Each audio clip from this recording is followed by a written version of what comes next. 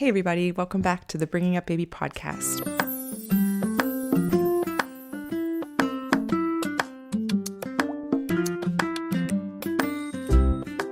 My name is Ashley Cooley. I'm the owner of Birth Baby Sleep. I love talking about all things birth and babies and sleep. And today we are going to focus on sleep again because this is a extremely common question that I get. And whenever that happens, I like to talk about it on here so we can share this information with as many people as possible. So how many of you have Googled or read or someone told you that you should wake your baby during the day so that they sleep better at night? You might hear this at different stages of your little one's development. You might be doing your own little internet search around that, particularly if they're not sleeping well or sleeping longer stretches overnight. That is one of the tips or pieces of advice that a lot of, I think some consultants probably do. I just know, I'm just going to say the internet. Okay. So the internet tells us that babies shouldn't be napping X amount of time at once, or it should be capped at a certain number of hours in the daytime so that they sleep better at night. And while there is some truth to that, because not, every person, let alone every baby, can only sleep so many hours in a 24-hour period. So at some point they will be done sleeping and now they're awake. So there can be some merit to that. But in all honesty, nighttime sleep and day sleep are not created equal. Now, don't get me wrong, all sleep is great. We want naps, we want nighttime, we need all of those things. Your babies do.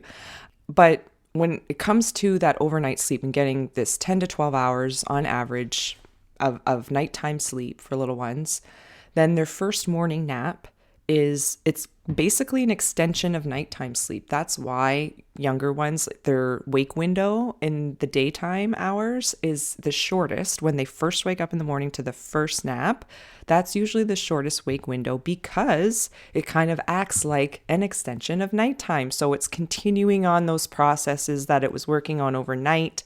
We get a nice deep, restorative, restful sleep that's mentally and physically restorative, as is the second nap. And by the way, I'm talking generally for most babies over 4 months of age. I'll talk about those littler ones too in a second. But the second nap is also, very physically restorative to the body. And then if your little one's still on 3 or maybe 4 or what have you naps, those afternoon ones typically meant to be cat naps. And, I guess the question that comes up for me the most is, do you recommend capping daytime sleep? Should you cap daytime sleep? And this is when I generally say no, because we should be asking ourselves, why do we want to cap daytime sleep? First of all, are we really doing this to get longer stretches of sleep overnight? Or are we doing this because the internet has said so, but your little one seems to like to sleep longer than X amount of time? So why are we asking ourselves this? Number one. Number two, I'm going to assume then that we are asking about nighttime sleep, because who doesn't, want their little ones to have a nice long nap during the day every once in a while? So if we're looking at how can we extend and improve nighttime sleep, because that's when it's hardest for us, right? When we also have to get up and there's all this interruption in sleep overnight. So if your little one isn't sleeping well overnight, the first place to look is not necessarily how long they're napping. The first place to look is how often are they napping? Are their wake windows appropriate for their age? And also, how are they falling asleep? Again, we're particularly talking about babies over 4 or 5 months of age, okay? But how are they falling asleep? Because if your little one is being put to sleep, and I'm not saying this is a bad thing, not at all, okay? Just as an understanding of how things work. If you are actively putting your baby to sleep by rocking, holding, feeding, bouncing, etc., then when they wake up or when they come out of a deep sleep, they're in a lighter state of sleep, they start to realize, oh, I'm not being fed or rocked or bounced or held or whatever anymore. They realize it. They wake up more. They cry out because they're saying, hey, I need help getting back to sleep. I want you to do the same thing you did at bedtime so I can go back to sleep. So sometimes the thing to look at here is actually how they're falling asleep can we/do we want to make changes to that? And if and when we do, helping them learn to fall asleep on their own at bedtime typically means that they're going to be able to get back into other sleep cycles during the night. They will still wake to feed if they were hungry, but you can help them get those longer stretches of sleep with quote unquote sleep training. I'm quoting that because, just so we know that it's not, when I say that, I don't mean cry it out.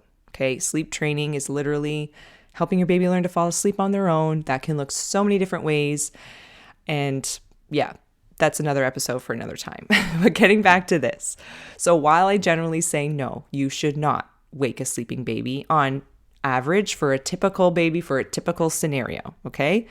But there are times, actually a few times, when I do recommend waking a sleeping baby, and I'm going to talk about those here now. Because other than these scenarios, I would not ever wake a sleeping baby, okay?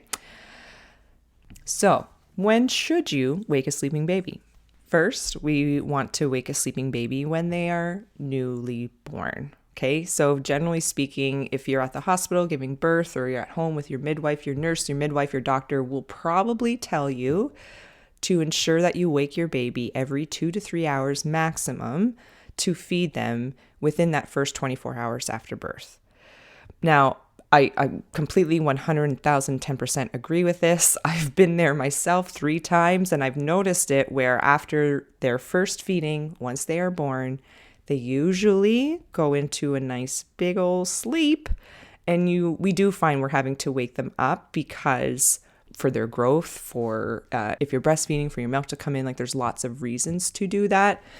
But also, your baby is sleepy. They went through labor too, and they are looking to get some rest right now. So if you can stay on top of the feedings, which might mean waking them up, but what actually can really help with that, and you may not have to actually wake them fully all the time, is if you are skin to skin with your baby in those first 24 to 48 hours. If you can be skin to skin with your baby, anybody, but particularly mom, if mom is breastfeeding, or but anybody can do it, because when a baby is skin to skin, they give you hunger cues twice as often, basically, which is great because then that helps if you're breastfeeding to not be engorged. It's going to help with their growth, maintaining their weight. And so they will probably wake up more often if you can be skin to skin with your newborn. Now, still talking about newborns here, okay? In that first 24 hours, what often happens, I'd say more often than not, is you had your baby, your nurse tells you, okay, make sure you wake the baby every 2 to 3 hours to feed them. And then no one tells you when to stop doing that.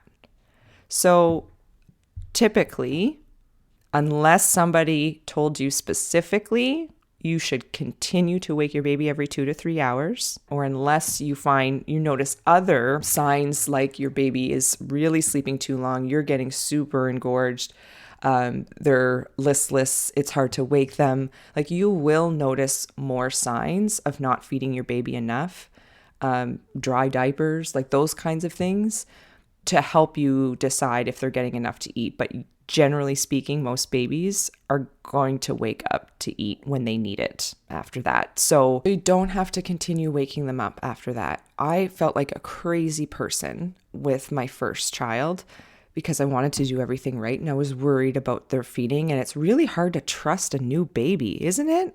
Like, we're told that they'll tell us when they're hungry and we can help them sleep and all these things. But man, when it's the first day, when it's the first few times, the first few weeks, you're like, but can I trust them? Is this going to be okay? So it does take time, and I'll never tell someone not to wake them up and feed them if they feel like they need to feed them. Like, please do, if that's going to give you some comfort. And again, we're just talking about this brand new baby scenario here, okay?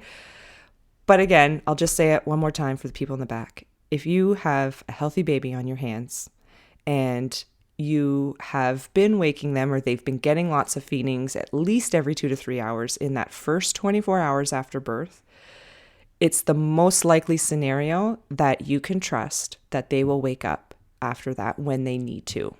They have longer sleep stretches during the day than they do at night when they're newborn. This is normal, but it also causes us to worry because they're having these long stretches of sleep in the daytime. And we're like, should we wake them? I'm supposed to wake them. They're supposed to eat this often, but now I'm waking up at night, feeding them more often. This is the natural processes, okay, for a newborn. So please do not try to keep them awake during the day. We can try to force feed, but really that's not the way to go here. Follow your baby's cues when they are newborn especially, and all will be well. Looking for the best for your baby? Atlantic Canada's Baby Store is here for you. Nurtured, which is right here in Halifax, Nova Scotia, has the best products for baby. The staff are so incredibly helpful, and they have the most top-rated car seats and strollers you won't find anywhere else. So whether you need expert advice or the perfect baby gear, Nurtured's got you covered. Nurtured, supporting your parenting journey every step of the way. So the second reason I would say for waking babies, and I already mentioned it a bit earlier, but if they're an infant and their doctor has said that you need to continue waking them up for feedings for their growth and development.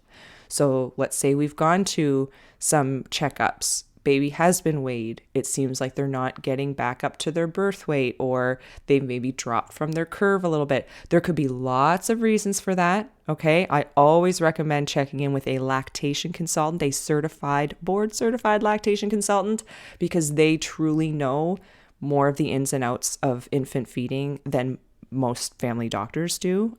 If you're listening outside of Canada, you may have a pediatrician for your baby, and in which case pediatricians are baby doctors. They do usually have a bit more knowledge in this, but still lactation consultants are the number one place to go if you're worried about feeding your little one. Breast or bottle, by the way. Lots of lactations I know here in Halifax will help you with feeding your baby no matter how you're doing that. So if that's the concern, please check in with a lactation consultant, but otherwise feed them when they are waking, when they are showing you hunger cues, and all will be well. Now, if your little one is over 4 months of age and it's creeping past a certain time in the day where you'd want daytime sleep to end so that you can start with bedtime at some point, right? We need to have some kind of cutoff, whether that's a wake-up cutoff or just to say, hey, if any time after X time in the day, anytime before that is going to be nap time, anytime after that is going to be potentially bedtime or getting ready for bed. So here's an example. Typically for babies who are 4 and 5 months of age, considering their wake windows of usually about an hour and a half up to 2 hours at the end of the day, you would want to have your baby awake from naps or no longer trying to get a nap as late as 5:30. So if your little one has had 3 or 4 naps in the day and it's not quite 5:30 yet, but you look ahead and you consider, okay, they woke up at X time in the afternoon. They usually get about a almost 2 hour or maybe a 2 hour wake window in between their last nap and the next one in the afternoon. And you look ahead and you're like, okay, if they woke up at 3 o'clock and you're like, well, they usually get 2 hours. So the next nap would be at 5 o'clock. Should you have that nap? Yes, I would try for it, because in a couple of hours they're going to be tired, and then that's going to have the bedtime be a little later and perhaps more reasonable. It really depends how reasonable that is on the family. But just to say that you'd look ahead and you'd be like, okay, well, it's not 5:30 yet, so can we get a little cat nap in before 5:30? Yes, we can. So let's try for the nap. But let's say they wake up from their last nap at 4:30. And you look ahead a couple of hours. Well, that's 6:30. That could technically, for a over 4-month-old, that could technically be a bedtime. So you're looking ahead saying, can I get another nap in and have them wake up by 5:30? If the answer is yes, do the nap. If the answer is no, you're going to stretch them just a little bit perhaps and do an earlier bedtime instead. As early as 6 p.m. is often where we take that. So 5:30, if your little one is over 4 months of age and they're still napping and now it's 5:30, I mean, feel free to give them a couple more minutes or something. Like, we don't have to be a stickler like that strict about it, but that may be a time where you want to wake them up so that they can have a appropriate for their age wake window before bedtime and get a solid stretch of sleep overnight. For babies who are over 5 months of age, so I'd say at like 6 to 8 months, you would want them awake by 5 p.m. And that's because basically I work backwards from 8 p.m. as being the latest possible bedtime that we typically want for kids that are under the age of 8, pretty much. But again, we're talking about babies, toddlers, we're talking about these little ones. So if you use kind of 7:30, 8 p.m. as the latest possible time that you should be involved in bedtime, okay? Because sometimes we might be putting them down at close to 8 o'clock. It might take them a little bit of time to fall asleep, and that's all good. But we want to try to get that into nighttime mode by at least then, so that we ensure they're getting enough nighttime sleep to make everything flow again. So once they're beyond 8 months, they're 9, 10, 11 plus months, you consider how long is their wake window, their last wake window at the end of the day. How much time do they need to stay awake before bedtime? If it's 4 hours, then an 8 p.m. being your latest possible time, then you would want them awake from all daytime sleep from their naps by 4 p.m. at the latest. Maybe they're a little older, they're over the age of 1, they're actually getting 4.25, maybe up to 4.5 hours before their bedtime. So then you're going to cut that off by 3:30. Okay, so working backwards from say 7:30, 8 o'clock max as the latest possible bedtime you want for your little one. So you may find yourself cutting off some daytime sleep, but for that reason, okay?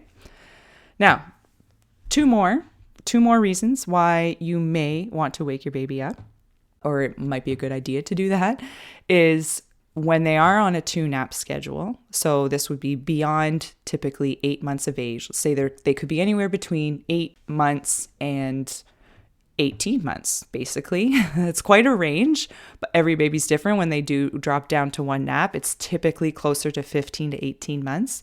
But when they're on a 2-nap schedule and they're skipping their afternoon nap, this is a reason to wake them up from their morning nap. We have an entire podcast episode on this topic alone. It's called That Afternoon Nap. You'll have to scroll back a little bit. It's from November 2023. But this episode gets into all the detail around why you'd want to do that. But I will say, in a nutshell, when babies drop to 1 nap a day, they're dropping the morning nap. So if they're still taking that morning nap religiously and you see around 9 or 9:30 or whatever it is that they're tired, they want to go to sleep, they still need that nap. So they're dropping their morning nap technically when they go to 1 nap. So the afternoon one is the one that you want to favor if you have to favor any of them. So if only one of those naps is going to happen, or if only one of those naps is going to be longer than the other, we want it to be the afternoon, because the afternoon nap is what's going to set them up for bedtime and good overnight sleep.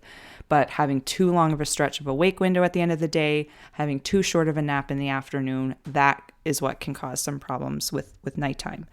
So you may want to go back and check out that episode called That Afternoon Nap. Again, it was from November 2023.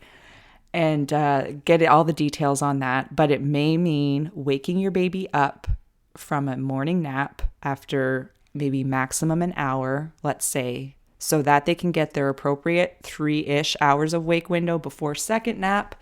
And they will have that second nap, and they will have a good second nap. And then that's going to help them with bedtime.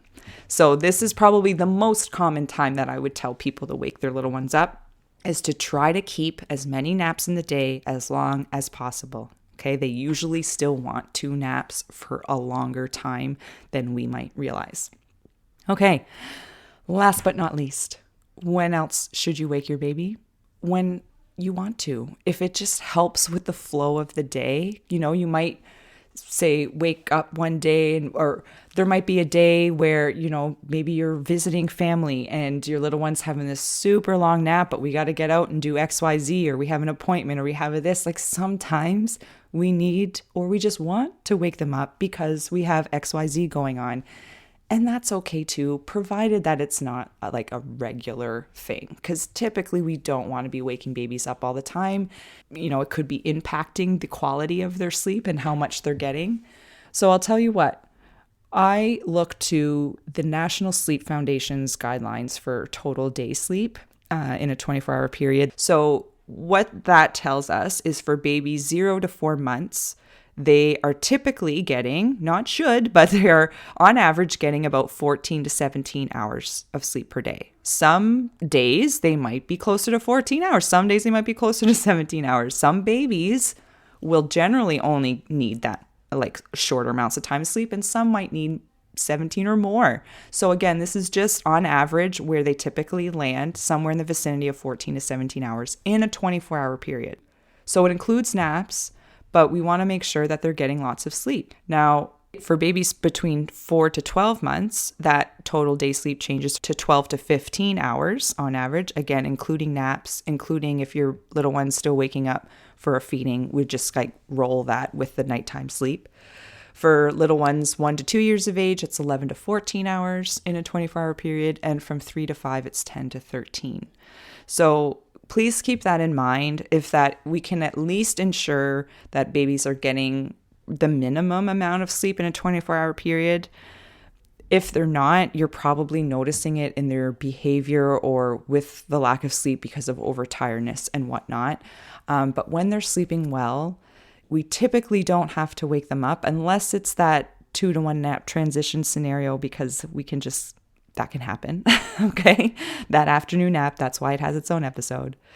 But while primarily this episode, I was talking about the times when you maybe should or want to consider waking your baby up, I will still say in general, most of us don't need to be doing that. For instance, when I'm asked like, maybe I should cap it at 2 hours, right? 2 hours, anything more than 2 hours is too long of a nap. No, not true. Not true. So many babies love themselves a 2-hour plus nap and do wonderful at night. Maybe they're just napping fewer times in the day. Again, it's all relative to their age, but that's normal. Every once in a while, they may come through a stage or a phase where we might need to or want to consider it. But if ever they're sick, no, let them sleep. They're probably going to sleep more. Sometimes that's when they get these really long naps. Do you wake them up? No, because they're sick. Do you wake your baby up because you want them to sleep more overnight? And so if we cut it down during the day, they'll get more at night? Probably not. That's probably not what's going to happen. If your little one is needing that sleep during the day and you're waking them up, that's probably causing worse sleep overnight. So instead, let's look at how old are they? How many naps should they be getting and what are their wake windows? How are they falling asleep and how can I support that through the night when they're not truly hungry? And if you're having trouble figuring that out and you want to talk it out with someone, that's where I come in. So please feel free to reach out anytime. You can email me at ashley@birthbabysleep.ca. We're on Instagram. We're on the internet. We're around. But please feel free to reach out. But even though I've been talking about the times when you should wake your baby, these are, special particular circumstances that aren't happening regularly that may come up, but honestly, most likely may not. So other than they're a newborn in the first 24 hours, they are an infant and your doctor or pediatrician has said to you, we need to continue feeding X, amount of times overnight or every so often still overnight for their growth and development. If they're over 4 months of age and they're still napping past 5:30, that might be a time when you want to wake them up so then we could start with the bedtime processes in due time. If they are a 6 to 8 month olds, you're cutting that off by about 5 p.m. But those aren't necessarily wake them up by then. That's just to give you a time to say like, hey, after this time, we should be considering bedtime. Before this time, we can consider naps. So not technically a wake up scenario per se. If they're on a 2-nap schedule and they're skipping their afternoon nap, most likely that's a scenario where you would want to wake them up from the morning one so that they can have their afternoon nap. And, essentially, other than that, it really comes down to you and do you need to get out for the day or is there an appointment or is there, does it help with the flow of the day to wake them up so that XYZ can happen? That's also valid. But again, hopefully not a very regular thing because ultimately we want to keep those sleeping babies sleeping. All right, well, that's all for today, guys. See you back here next time. If you're looking for more information or support along your parenting journey, check out birthbabysleep.ca. That's where you're going to find prenatal classes, postpartum and new baby resources, and sleep support during the childhood years. Lastly, but certainly not least, if you got something out of this episode or our show in general, leaving a rating or a quick review goes a really long way to helping others find us. So please consider leaving one. That's all for now. I'm Ashley Cooley, and we'll see you back here next time.